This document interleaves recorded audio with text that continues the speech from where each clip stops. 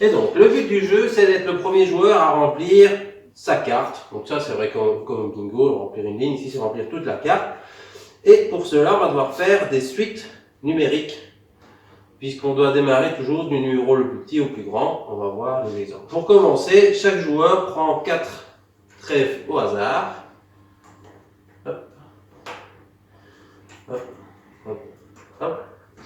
Et il les place sur son plateau sur les cases dorées, donc les 4 cases dorées qui sont là. C'est pour ça qu'il y a un sens défini, parce que ça permet de les mettre. Et donc voilà, ici le joueur 1 a tiré 2, 7, 11, 19, c'est un bon tirage. On va les placer dans l'ordre puisque, comme je l'ai dit avant, il faut les placer de manière numérique dans un ordre croissant. Donc c'est très bien d'avoir un 19 puisqu'il n'y a que 20 au-dessus, donc c'est quasiment le dernier, donc c'est bien. Et d'avoir le 2 là pour commencer aussi, puisqu'il n'y a que le 1 qui est plus petit. Puisque après on va devoir mettre des numéros plus hauts par là et dans l'autre sens des numéros plus bas. De l'autre côté, qu'est-ce qu'on a? On a le 2. Là par contre c'est un moins bon tirage. Parce que le 2 c'est bien. Mais forcément, pour réussir à faire des suites mathématiques dans les deux sens, ben, il va falloir des numéros un peu plus élevés que ces numéros-là à la fin. Parce que réussir à mettre tous des chiffres en dessous de 10 dans tout un carré, ça va être impossible. Voilà. Et donc après, chaque joueur, chacun son tour, va piocher des trèfles. Donc on a toujours deux possibilités. La première fois, on n'en a pas parce qu'on n'a pas encore de changement, on verra après. Voilà, j'ai un 8. Donc le 8 ici, je pourrais le positionner soit là, soit là. Je ne peux pas le positionner là, parce que le 8 avant le 7, ça ne fonctionnerait pas.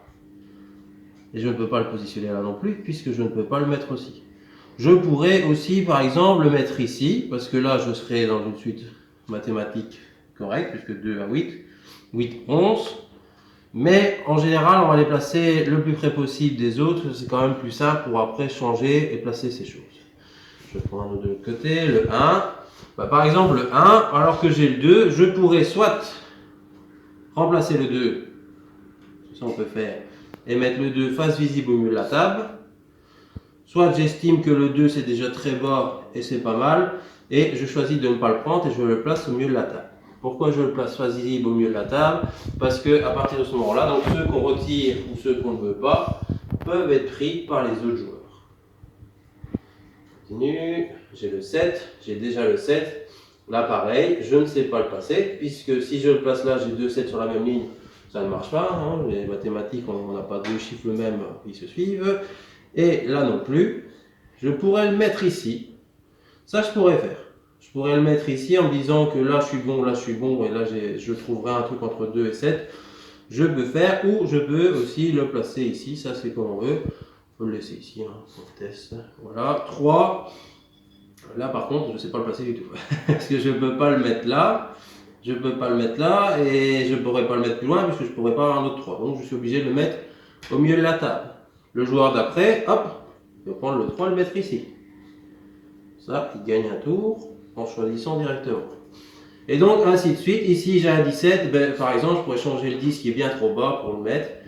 Et on continue comme ça jusqu'au moment où il y en a un qui les place. Donc, on a la règle normale pour de 2 à 4 joueurs. Et on a une règle solo. Et en fait, le jeu solo, c'est un jeu de casse-tête. Il nous propose des plateaux qu'on doit donc installer de cette façon-là, comme indiqué sur les exemples. Le nombre de coups qu'on doit réaliser. Et on doit, en changeant, en inversant soit des pièces l'une à côté de l'autre, soit des pièces aux extrémités, réussir à faire que les 20 chiffres, puisque là on a les 20, on a un seul jeu, que les 20 chiffres soient dans le bon ordre, dans un ordre numérique pour réussir la partie. Donc voilà, il y a vraiment un jeu solo prévu dans le jeu, puisqu'on a pas mal de casse-têtes.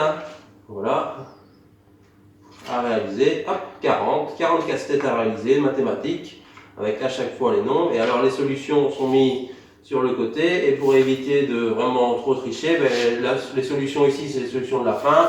Et si on veut la solution du premier, c'est pareil, il faut aller à la fin. C'est inversé, donc comme ça on n'a pas sur la même page la solution. On est obligé d'aller chercher et ne pas être tenté de regarder. Donc voilà, un jeu qui propose en plus vraiment une solution pour jouer tout seul avec des casse-têtes mathématiques. Là, on est vraiment dans la main pure. Voilà, Lucky Numbers, un bon jeu à conseiller.